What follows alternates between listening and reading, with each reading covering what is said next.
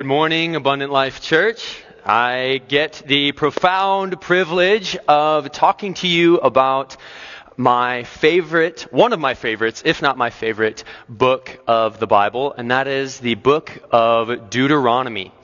You can see that what I've titled the book of Deuteronomy is an appeal for the heart. Remember, relive, and recommit. Wow. That's pretty amazing. And I said amazing about my own book title. That's good. All right.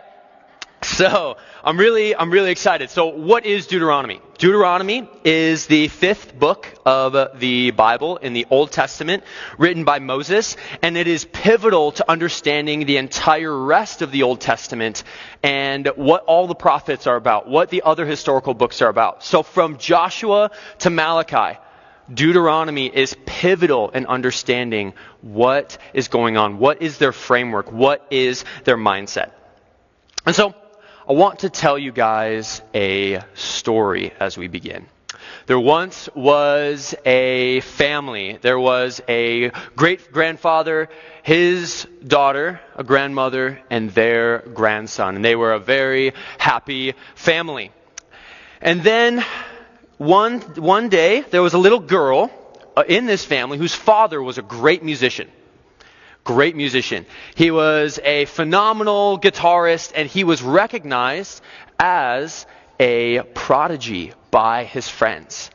His friend come and says, "Wow, you are amazing. You're so good at the guitar. You should come and tour with us." So he agrees. He leaves his family, and he leaves his daughter with a little token. And he leaves and he goes and he plays guitar. He goes touring all across the world, all across his country with his friend. But one day, as they are rock and rolling together, he starts to think, man, I really miss my family. I really miss my daughter. I really miss my wife. I really miss those who matter the most to me. And he says, you know what? I'm done. I'm done with this life. I'm putting the guitar down. And his friend says, no. I don't think so. I've worked too hard for this to end right now. And so the friend kills him. But this man's family didn't know. They didn't know that the friend had actually killed him. They thought that he had just died of natural causes and that he had abandoned them for music. So what his family did, what his daughter and his wife and his daughter did, is they banned music across all of their generations. No more music to be played in this house. And then one day, this man's great-grandson says, I want to be a musician. I love music, and I actually need to find out what happened to my great-grandfather. Because his great-grandfather was in danger of being forgotten and lost to history. So he goes on this epic journey. He finds out that this token that was given to his grandmother was no ordinary token. This token was actually a song. He plays it to his grandmother. She remembers her father, and all is well. Now, does anybody have any idea what movie this is the plot for? Coco, exactly. This is the plot of Coco. And so the key to Coco, the key to life is being remembered. In remembrance, there is life. In forgetting, there is death. And this is very similar to the book of Deuteronomy. In remembering, there is life. In forgetting God, there lies death. Now, I do want to make a disclaimer that in no way am I saying that the theology of the afterlife in the movie Coco is great theology, but I want to grasp onto this idea that remembrance, this idea of remembrance in the movie Coco is so pivotal and is so similar to remembrance in the book of Deuteronomy, that remembrance leads to life. All right. One disclaimer as we go into Deuteronomy, we're going to treat this a little bit as if I am teaching in the classroom that we normally would. So we're going to go over some background, we're going to go over some key things, but so we won't be able to address all of the specific passages of Deuteronomy in the time that we have, but I want to give some broad points to hopefully my desire and if I could give homework would be to read the book of Deuteronomy, because it really is so beautiful and it's so essential to the rest of the Old Testament. So in Deuteronomy 32, 46 through 47, Moses says to them, "Take to heart all the words by which I am warning you today, that you may command them to your children, that they may be careful to do all the words of this law. For it is no empty word for you, but your very life. And by this word you shall live long in the land that you are going over the Jordan to possess." Alrighty, so we're going to look at four main things in the time that we have. We're going to look at some background to the book of Deuteronomy. We're going to look at the structure and what that has to do with the book. We're going to look at some themes, and we're going to look at the main message of the book of Deuteronomy. All right, so background. I'm talking about Israel. I'm talking about life, this law, command them to the children. What is going on? So Israel has been in slavery in Egypt for over 400 years. God saves them. This is the Red Sea story. He splits the sea. Israel gets to walk through, and Egypt, who had been their slave masters, Egypt gets wiped out. It's a miraculous story of God's salvation of his people out of slavery. Then they get to Mount Sinai in the desert, and God gives them a law. They've been living in Egypt for 400 years. They don't know how to worship the one true God. They know all about the Egyptian gods, all about how they want to be worshipped, or how they think they want to be worshipped. But God gives them a law. In his love and in his kindness, he gives them a law so they can understand how to worship him. So that's wonderful. He gives them the law, and he says, all right, you're going into this land that I have prepared for you. You're going into this land that is your inheritance from over 400 years ago. I promised this to your great, and so on, grandfather, Abraham. So they're about to go into this promised land, but they see a bunch of big, scary people. They see the giants, they see the people of the land, and in disobedience and unbelief, they refuse to enter the promised land, and their punishment is to wander in the wilderness for 40 years. Now this is at the end of these 40 years that the book of Deuteronomy comes in. Imagine the anticipation that this people would have.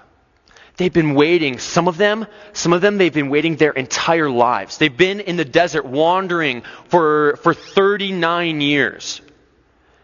And they've been told that God has a plan.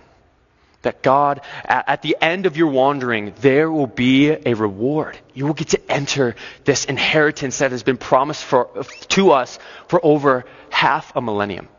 This is the situation that Deuteronomy is being written into. They are on the verge of the promised land, and Moses writes one last message to them before they go into the land to help them live long in it. There were a lot of laws and rules that they didn't seem to quite understand when God first gave them the law at Mount Sinai. There are a lot of things that in the 40 years of wandering, things maybe got misunderstood, got taken out of context, that kind of thing.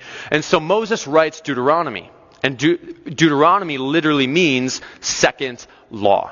Deutero second, nomos law.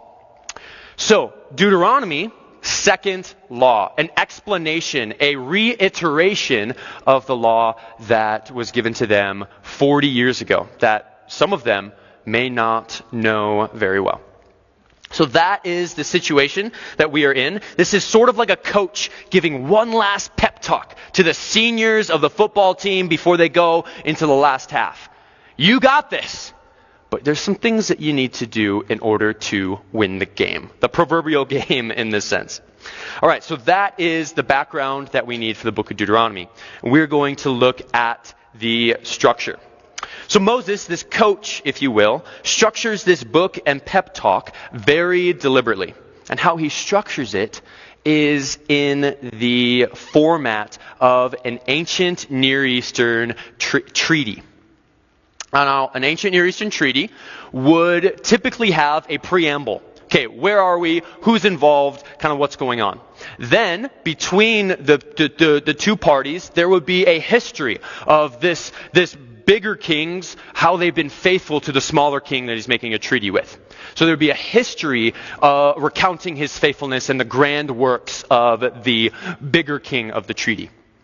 Then, in light of this history, here are the rules. Here's what you need to do, lesser king. You need to pay taxes. You need to pay tribute. You need to offer sacrifices. All of that kind of deal. Here are the rules that you need to live by. Then there will be a ratification, a confirmation of this treaty, of this agreement, followed by blessings and curses. If you obey, then the bigger king will bless. If you disobey, then the bigger king will come and will take all your stuff and you won't be a nation anymore, smaller king. And then witnesses. Oftentimes the witnesses would be the bigger king's pagan god. And that the god of death would come and smite the lesser king if he didn't do what he was supposed to in the stipulations. So Deuteronomy is actually structured very similarly. You'll see in the first paragraph of Deuteronomy, it talks about where Moses is, where the Israelites are. Followed by, in the first chapter, Moses recounts God's faithfulness, God's faithfulness, God's faithfulness. He drove out the giants. He did all these things. So you are to now love the Lord your God. You are now called to remember and not forget. And then in chapter 12, it switches to rules. 12 through 26 is the rules and the laws, the stipulations of this treaty, of this covenant. So chapters 1 through 11 is a history. Chapters 12 through 26, rules and laws that they are supposed to follow. And then 27 through 34 is this confirmation of how Israel's supposed to live, but also there's blessings and curses. If you obey God, you'll be blessed. If you disobey, you will be cursed. So there's the confirmation of treaty. And I think that this can be summed up, these three sections can be summed up to three simple words, which are part of my book title for Deuteronomy, is remember, relive, and recommit. That as they remember this history, as Moses tells them all the stories of God's faithfulness, they are to remember. And then in 12 through 26, they are in remembering and in reliving those moments with God, those moments of His salvation, of His faithfulness. They actually have a new way to live. They are to remember, they are to relive, they are to do some things, not do some things. Do these, don't do those. And then at the end, God calls them in this confirmation of the treaty to recommit to Him as they go into the promised land that they've waited half a millennium for. So it goes history, remember, rules and laws, relive, and confirmation, recommit to Yahweh. And this idea of remembrance becomes extremely key and is one of the biggest themes of the book of Deuteronomy. Remember and not forgetting, the key to their life and to the success in the promised land is rooted in their remembrance of and obedience to Yahweh when they enter and settle in this land.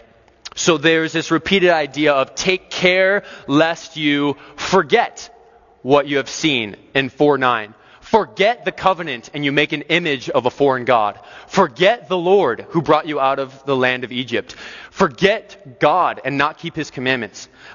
Take care lest your heart be deceived and you turn aside to other gods. Take care lest there be unworthy thoughts in you. So there's this idea of take care lest you forget. Don't forget. Remember God. Remember how He is the one who saved you. Not these idols, not these foreign gods, not these pagan practices. The second theme is the theme of obedience and life. Obedience and life are interconnected. In order to live, they must obey. And as they obey, they will live. So in 4:1, it says, listen and do that you may live. and possess the land. But if you act corruptly, you will not live. Walk that you may live. Commands, do that you may live. It's this idea of obedience and life go together. That as they obey, as they're walking into this land, they need to remember God, and there's a way that they have to live. The third theme that is pivotal to the book and understanding the book of Deuteronomy is this theme of the heart. In Deuteronomy 6, 4 through 6, this is a very famous on a lot of our decor, right? Hear, O Israel, the Lord our God, the Lord is one. You shall love the Lord your God with all your heart, with all your soul, and with all your might, all your muchness. And these words that I command you today shall be on your heart. The whole book of Deuteronomy is reminding them of one simple truth. Deuteronomy as a whole is an appeal for their heart. God isn't looking for them to follow these stipulations just because they're supposed to. He's looking for their heart. He wants their heart to love Him, to serve Him with all of their might, with all of their muchness. It's an appeal for their heart. Because if their heart isn't in it, then what's the point of doing these rules? He wants their love. He wants their muchness to be wholly devoted to Him. He wants their heart. So the main message of Deuteronomy as a whole is that the hard, rebellious human heart, it needs softening. And the answer to the hard heart is one tenderized by love for Yahweh and obedience to His commands. Deuteronomy is an appeal for the heart to remember, to relive, and to recommit. And the way to this soft heart, the way to this obedience and subsequent life is to remember the faithfulness of God. To remember and not forget Yahweh. That they would remember all that God has done for them. That they would relive those moments, and this would push them to recommit in faithfulness to God. Because only in Him is found those blessings of life and abundance. And I believe that there's a similar call to us today. Just as in Coco, it was remember your great-grandfather, otherwise he's going to pass away into nothingness. So that he can live. Just as to Israel entering the promised land, they're on the verge of entering the promised land. God says, remember God. You'll be tempted as you go into the land to serve other gods, to fall into idolatry, but remember God. There's a similar call to us today. To remember God and His faithfulness to us every single day of our lives. That as we go into our struggles, as we go even into our promises, I'm stepping into this new job and I feel like this is what the Lord has been calling me to for all my life. Or you got let go from your job that you thought was wonderful and amazing and everything that you wanted. Regardless of where we're at, we are called to remember the faithfulness of God. To relive those moments and to recommit to Him. Because only in our remembrance of God is there going to be life. But God's call to us is not to rely on ourselves because we are prone to wander. There's a beautiful hymn called Come Thou Fount. And one of the lines of that hymn says, prone to wander, Lord, I feel it. Prone to leave the God I love. Take my heart, Lord, take and seal it. Seal it for thy courts above. And I think that song really encapsulates one of the main messages of Deuteronomy. Take my heart, Lord. For us today, take our hearts. Take and seal it because we are prone to wander. We are prone to forget God. We are prone to rely on ourselves. We're prone to rely on money. We're prone to think that fame and popularity or anything else will satisfy. Our hearts are prone to wander. But the call of Deuteronomy and the call of the entire Bible for us today is not to rely on ourselves because We aren't that great. But God is great. God is eternally faithful. And there's so many evidences of His faithfulness in our lives. And these provisions for us, as we're in our own wilderness seasons, as we're wandering, waiting for His second coming, as we are in our lives, as we're going, sometimes it feels like going in circles, as we are in our own wilderness times, waiting for the promises. The call to us is the same as it was to the nation of Israel entering the promised land thousands of years ago. Remember God in your wanderings. God's faithfulness is something that we are to constantly remember. The moments of God's faithfulness are times that we are to constantly relive and re-experience, to put ourselves back in those shoes that we once were. And these memories are to push us towards recommitment to Him, to remain faithful to Him even when we encounter difficult times. So, the encouragement that I bring to all of us, and that I have been really impacted by through the book of Deuteronomy, is what are the moments of faithfulness in the past in your life that you need to remember? What are the moments of God's faithfulness that you need to remember? So I want us to take a minute. We'll just take a minute to think, to write, to type down, whatever you need to do. But I want to take a moment to not miss this call for us to remember, for us to relive, and for us to recommit. So take 1 minute and think, what are these past areas of God's faithfulness that I need to remember?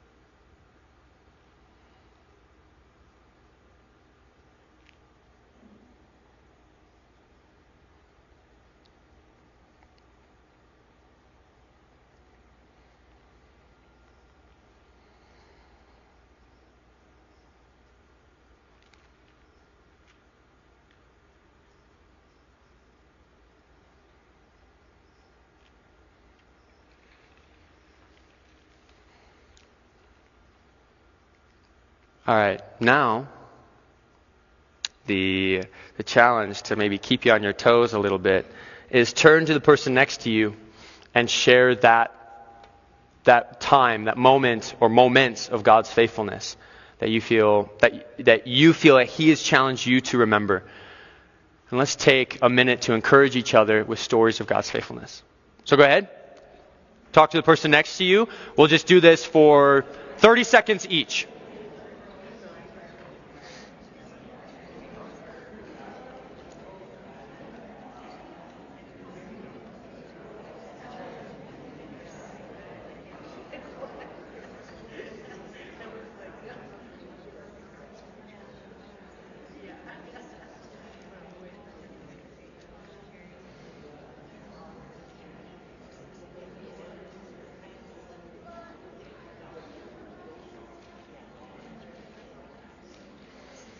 All right, if you haven't switched who's talking, go ahead and switch.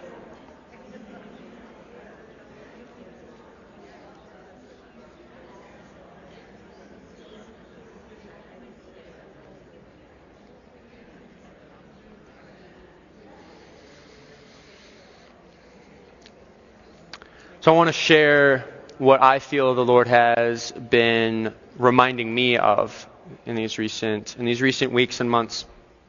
So some of you may know, most of you probably do, but I've had some chronic back issues since I was 18. And as soon as I stopped growing, I started getting these back issues.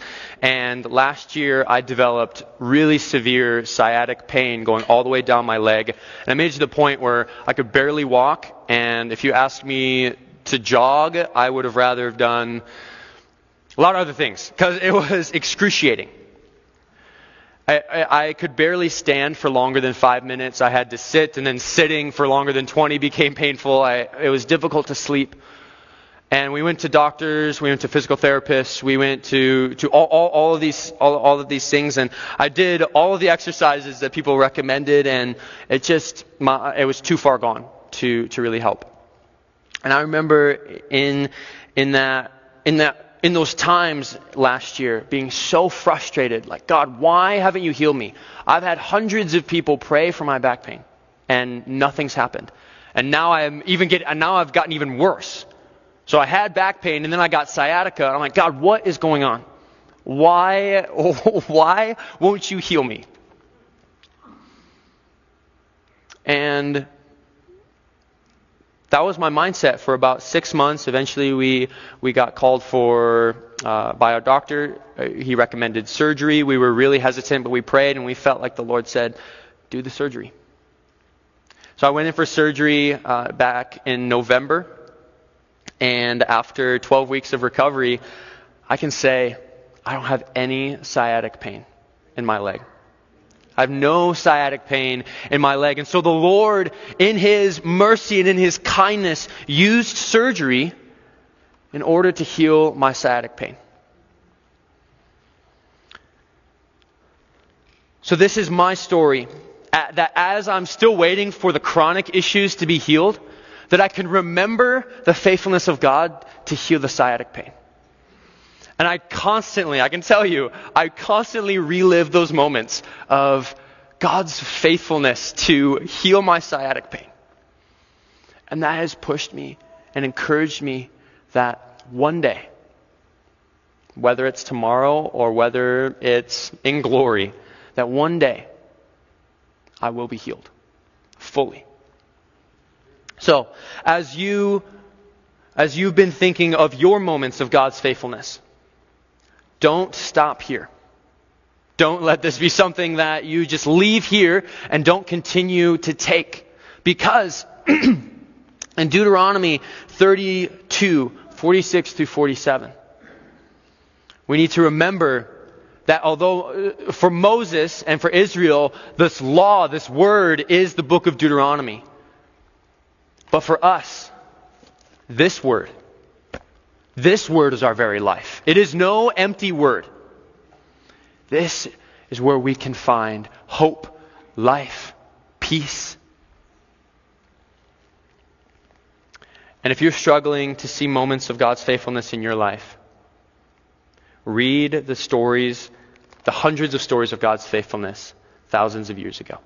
And as you remember, relive these moments and let them push you to recommit. Because only in God is there life. Let me pray for you. Jesus, I thank you for your faithfulness. I thank you for your mercies. God, would you help us to remember, stay consistent in remembering and reliving these moments? And would they push us to a stronger recommitment to you? In your name, Jesus. Amen.